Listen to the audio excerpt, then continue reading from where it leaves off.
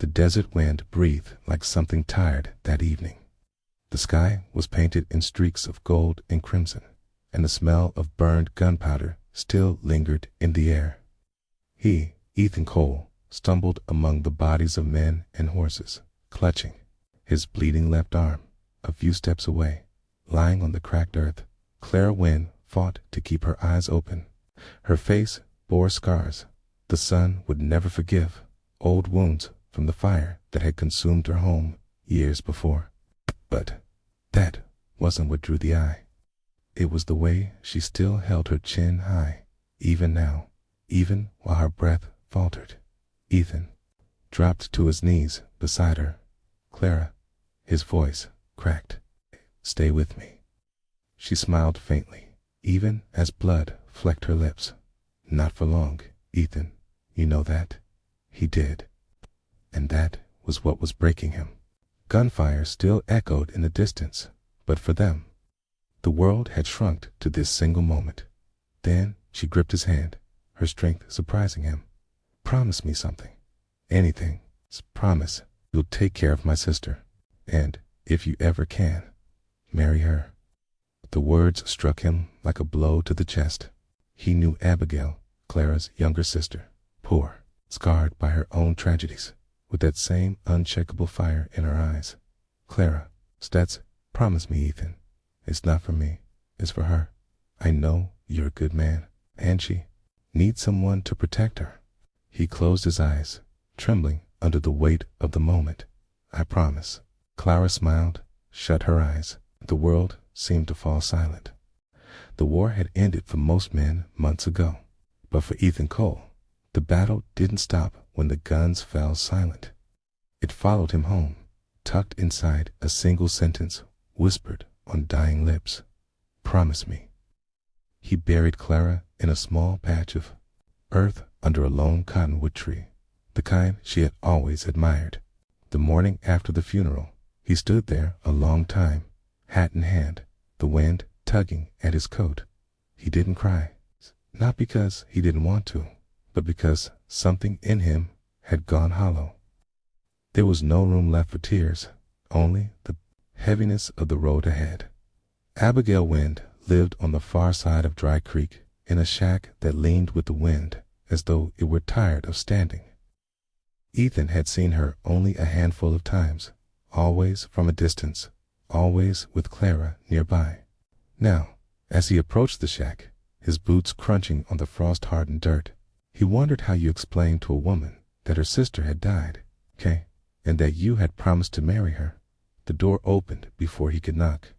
Abigail stood there, her hair the color of chestnut bark, her eyes a storm gray that didn't flinch, but her dress was worn thin, and her hands were calloused from labor no woman her age should have to bear. "Ethan Cole," she said flatly. "Where is Clara?" The words froze him. For a moment, he almost lied, but Ethan Cole was not a man who lied. "She's gone, Abigail. His voice cracked, but he forced himself to finish. "She made me promise to look after you, to keep you safe." Something flickered in her eyes, grief, sharp and deep, but she didn't cry either. Instead, she stepped back and led him inside. The days that followed were awkward. Like two strangers tied together by a rope neither had chosen to hold. Ethan repaired the roof. He brought wood in for the fire. He cooked when she forgot to eat. Abigail, for her part, didn't thank him, not out of rudeness, but because gratitude felt too small for the space her sister's absence left behind. One night, over the sound of wind rattling the windows, Abigail finally asked, "What exactly did you promise her?" Ethan looked at the flames in the hearth for a long time. "That I'd protect you, and if I could, I'd marry you." Abigail's eyes narrowed, but her voice was steady. "Well, I can protect myself, Mr. Cole, in marriage." She stopped, pressing her lips together. "Marriage isn't something you do because someone asked you on their deathbed." Ethan said nothing, but deep down, he knew something she didn't, that the promise wasn't just for Clara anymore. Winter crept in slow, like a thief testing the latch. By December, Dry Creek was buried under frost, and the only color came from the smoke curling up from chimneys Ethan had been staying at Abigail's for nearly 3 months now. Their days found a rhythm, chopping wood, mending fences, trading goods at the general store. The unspoken truth of his promise lingered between them, like the scent of smoke in the walls. But trouble in the West never stayed far for long. It came in the form of 3 men on horseback, dust still clinging to their coats from the northern trail. They rode into town just before sundown, their eyes scanning the street like wolves scenting blood. Ethan recognized one of them, Cal Vernon, a man whose reputation was whispered in saloons. Cal wasn't the kind of outlaw who fired first. He preferred to watch, circle, and wait until his prey was tired or desperate by nightfall. Ethan learned why they were here. At the general store, old Mrs. Turner muttered it under her breath. They're after Winland. Think that girl's easy pickings now that her sister's gone. That night, Ethan sat by the fire, his jaw tight. Abigail sat across from him, sewing the tear in her only winter coat. They're here for you, he said quietly. She didn't look up. They've been after this land since before Clara. They know it's worth more than it looks. There's water under it, good soil. Ethan leaned forward. Abigail, if they make a move, I'm not leaving. Her voice was sharp now, eyes locked on his. This is my home. Clara died protecting it. I'll do the same if I have to. Something twisted in Ethan's chest, pride, fear, and a stubbornness that matched hers. You won't have to, he said, and his tone left no room for doubt. The next morning, he saddled his horse and rode into town. He found Cal Vernon leaning against the rail outside the saloon, chewing a toothpick like he owned the street. Stay away from the Wynn place, Ethan said, voice low and steady. Cal smirked. That ain't how the West works, Cole. Land like that goes to whoever's willing to take it. Ethan stepped closer, his shadow cutting across Cal's boots. Try it, and I'll put you in the ground. For a moment, silence. Then Cal laughed, slow, humorless, and tipped his hat. We'll see, soldier boy. Back at the shack, Abigail was splitting kindling when Ethan returned. Did you warn them off? She asked.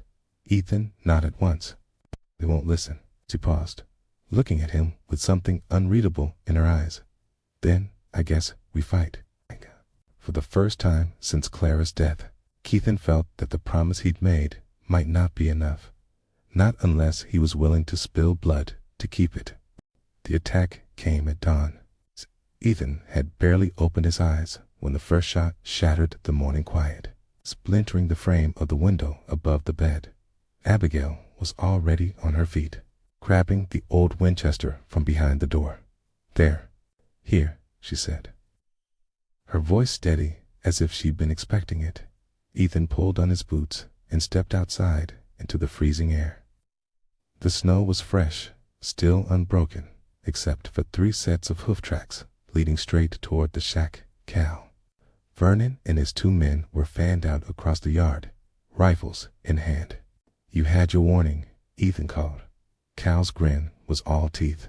And you had your chance to hand it over. The first shot Ethan fired took one of Cal's men in the shoulder, spinning him into the snow. Abigail, from the doorway, squeezed off a shot that cracked the other man's rifle clean out of his hands. But Cal was already moving, ducking behind the trough, his revolver barking in reply. The air was sharp with gunpowder, the cold burning Ethan's lungs as he moved to flank him. Then, a sound that froze him mid-step, a sharp gasp from the doorway. Abigail had been hit. She was on one knee, clutching her side, blood seeping through her fingers into the snow. Ethan didn't think. He broke cover, charging at Cal like the battlefield had come roaring back to life. Cal managed one shot before Ethan slammed into him, knocking the revolver away. They grappled in the snow, fists and elbows each blow heavier than the last. Finally, Ethan got his hands on Cal's own rifle. The cold steel pressed against Cal's chest. "This land isn't yours," Ethan growled, pulled the trigger. The shot echoed through the still morning air. And then there was only the sound of Ethan's boots crunching as he rushed back. To Abigail, she was pale, but her eyes were fierce. "You kept your promise," she whispered, managing a faint smile. Ethan shook his head, pressing a hand to her wound. "No, I'm not done keeping it. Not until you're safe. Not until you're mine." Abigail's hand found his. "Then you'd better stay alive, Cole, 'cause I don't plan on being anyone's widow." For the first time in months, Ethan felt something that wasn't grief or duty.